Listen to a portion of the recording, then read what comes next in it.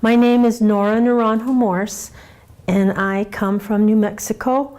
I'm a mixed media artist, and more specifically, I am a Tewa Pueblo Indian from northern New Mexico, from the Santa Clara Pueblo tribe. I was always around art or some form of making, whether it was building a fireplace with adobe from my father or watching my mother make pottery. In the village that I come from, most of the people make a living out of making pottery. Historically, it was made for utilitarian or ceremonial purposes, and now people have started using it for commercial, selling it for commercial reasons. So before that, there was this period of time during the 50s and 60s where no one was really interested in Indian art per se. There wasn't any height. The interest in it seems to fluctuate quite a bit. But at that period, when I was growing up, my mother was making it to cook her beans in. And so it was more utilitarian. The look on her face when she made pottery was something that I wanted. And so that impression stuck with me. We have 6 sisters. I have 6 sisters and 3 brothers in my family. And all of us create in some form or the other. So I think that combination of this need to create and this connection that came from our culture to look around and see what is our resources was really married and was instilled in us at a very, very early age. So I think I learned that from both my parents. And when I went to school, I was a terrible student. And so I was like the other Indian kids who didn't understand what was going on in the classroom, how the classroom was set up and how we were being geared to think and learn and participate in this larger society, because our community was so small. And what would happen is that we would get bused from this tiny little indigenous community into this town, where the whole world was just very different. So most of the kids from the Pueblo didn't do very well academically, and it was very discouraging for a lot of them. And what happened to me at that moment was that I started drawing or making things, because that was safe. That was something in my foundation that I understood to be secure, and that's something that I was good at. Even though I couldn't do math, I could create something. And I think that was my anchor for the longest time, all throughout my secondary education. So I think from there, I just realized that that's what I was compelled to do. And I go back to the look on my mother's face after a long day of feeding people and taking care of all of these kids. She would sit by the fire in the corner of the house, and she would just work the clay. And it was very peaceful and quiet. And I think that was what I kept going back to. In my community, everybody did vessels. And everybody was so good at it, including the sister that reintroduced me to clay. They are masters. The walls are thin, and when you ping them, they just make the most beautiful sound. And they're so well made that when I was trying, it was very discouraging, because I never thought that I could do anything like that. So for some reason, I started making these awkward little forms, and that's where I started becoming more interested in the form, the human form, as opposed to the vessel. And I think in some ways it was a way for me to individuate and become the person that I was looking to become. And I think there have been different stages in my trajectory of emotional and artistic growth that have clued me into different directions that I should go. And they're very simple, and they happen on an ordinary day. So, for example, I had just got through doing this huge project in Washington, D.C. at the Smithsonian Mall, at the National Indian Museum. And the project at that point was done. I had made 5 ephemeral pieces that are in the process of melting down. And it was very intense work. It took several years. And a lot of logistics, and I was drained, and so I came home and I was wanting to find out what that next point in the trajectory was. And so I sat in my studio and I thought, oh, I'm going to clean it out. And so I started gathering things that I didn't think I'd be using anymore, and I took it to our transfer station, our dump in Santa Clara. It's on the reservation, and interestingly enough, it's over the hill there's a dump, and then over the hill is where our sacred clay pit is. And when I realized the distance and the closeness and the symbol of all of this, the visual juxtaposition itself was pretty inspiring on some level to me. I was horrified, but I was also very inspired because I thought, this is amazing. How, as a contemporary Native person, how do I deal with this? And the trash mounds at the transfer station are huge, and sometimes they burn them, and the waste, plastic, whatever is thrown away is just burned, and it goes up into the air, of course. So I started realizing that we as human beings no longer take the time to understand what we're creating, how we're using it, and where we're discarding it. And we're doing it with such reckless abandon. And so that became one of those moments on I think it was a Monday morning at 10 o'clock. It was just an ordinary day. And it hit me like a bolt of lightning, so that I wanted to understand what was happening in our little community. And it was impressive to me because traditionally, Pueblo people had this whole way of looking at what they discarded. Very, very little was discarded because they didn't have much. If you butchered an elk, you used every single part of it. If someone gave you something, you took care of it, and you used it until a piece of cloth. You used it until it was a rag. So there's this big difference going on now between what we did with things traditionally and what we're doing with them now. Even pottery, when they were no longer usable for utilitarian purposes, they were put in a corner and they were allowed to melt back into the ground. And actually that was probably the basic idea for the large ephemeral pieces in Washington, D.C., is that you always took care of this earth somehow, some way.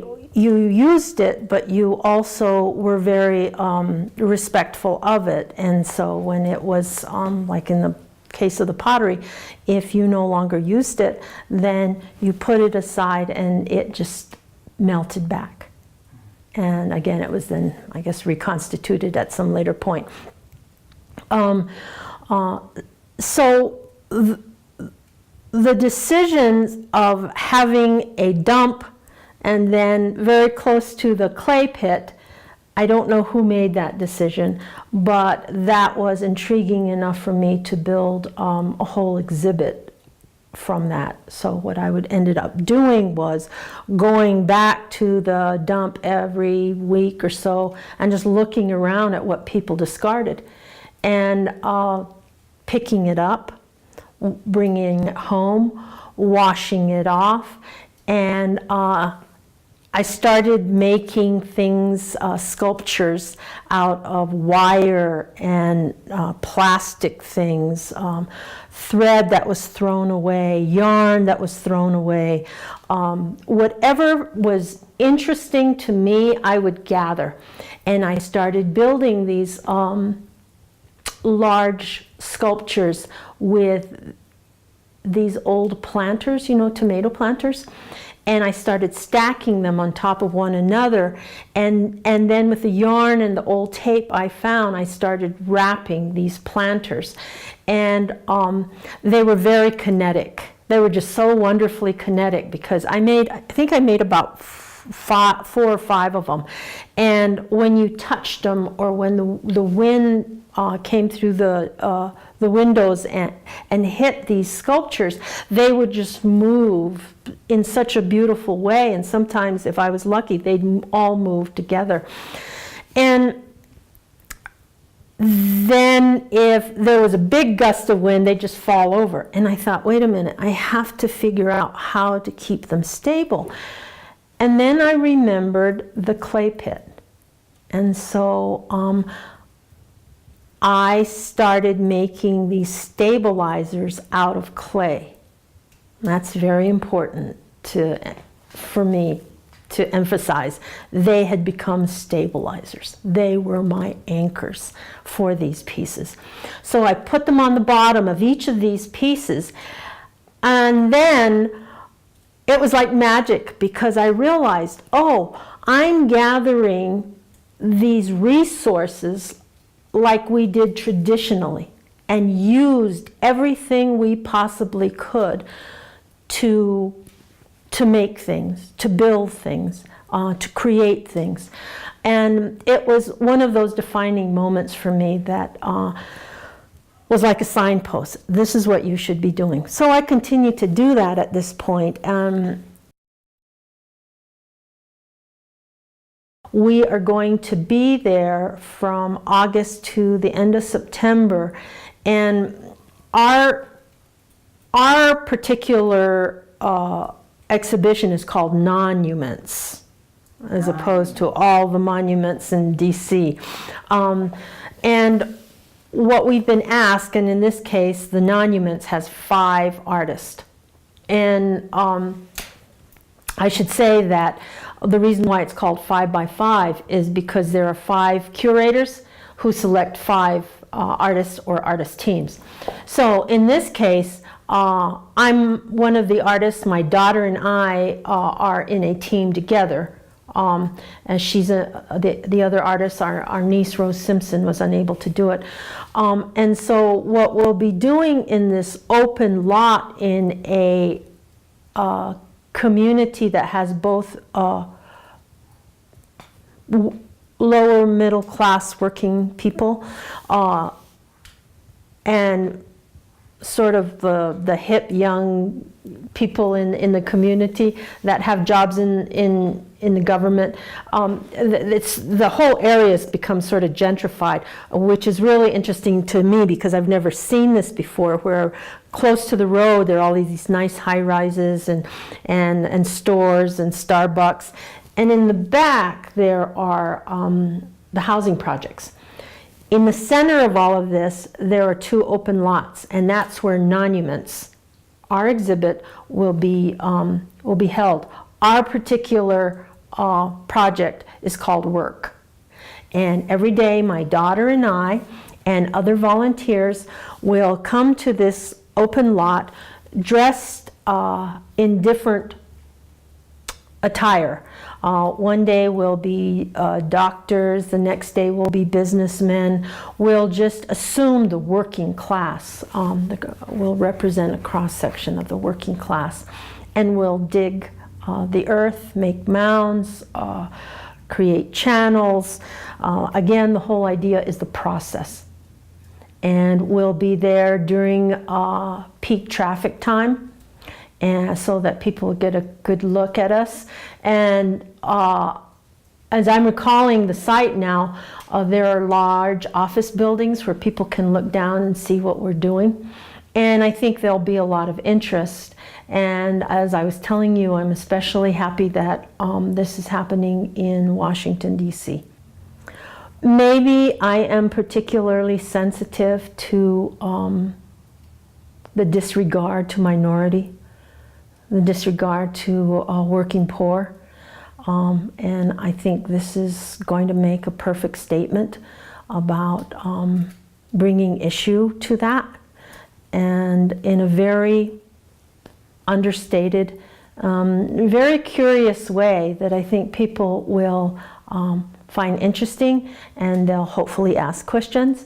We went to a site visit not long ago, and this was in DC, and the interest level was pretty high by other artists and other community members. So I think this is the kind of thing that appeals to people, because we're at a place right now where we're all trying to decide, okay, how does one person make a difference? How do I make a difference sitting in this little studio, wrapping trash upon trash and trying to say something about how frustrated I feel that my own people are throwing tons and tons and tons of trash away without real consideration about what this means in the future. Same way with the human beings. How do we justify that we are disregarding the needs of people like us everywhere? This is not just a native issue. It's a human issue. And so I think being at this place will really surrounded by so many people will really give us the time to really express this opinion. We'll really be able to feel like we're making some kind of difference, if nothing else than just to make the simple statement of how are we treating each other? How are our basic needs being taken care of? Why do we work so hard and not be able to get anywhere? Why is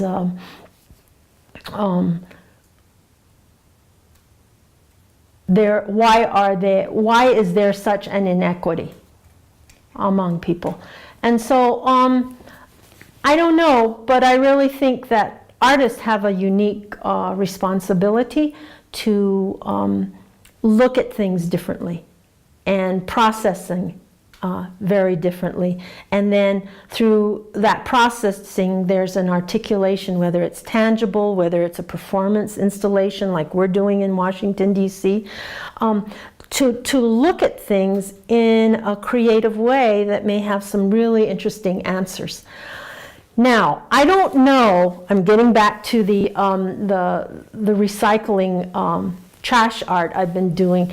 I don't know if this art that I've been doing and have been so passionate about really makes a dent in people's consciousness, because I did invite people from my tribe to the exhibition, and one person showed up. But I think he got it.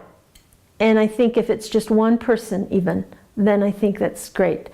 My daughter is also very passionate about what we do with our discards, and I think she's actually doing carrying it on in a different direction, and I think that's a tradition that should be really recognized. Is that when you feel responsible and you feel committed, then you model that to another generation. And they then take it up when you have done as much as you could, or you continue to do it and you work together. And that's why working with my daughter in DC is such a joy and a celebration, because we are working together to make something happen.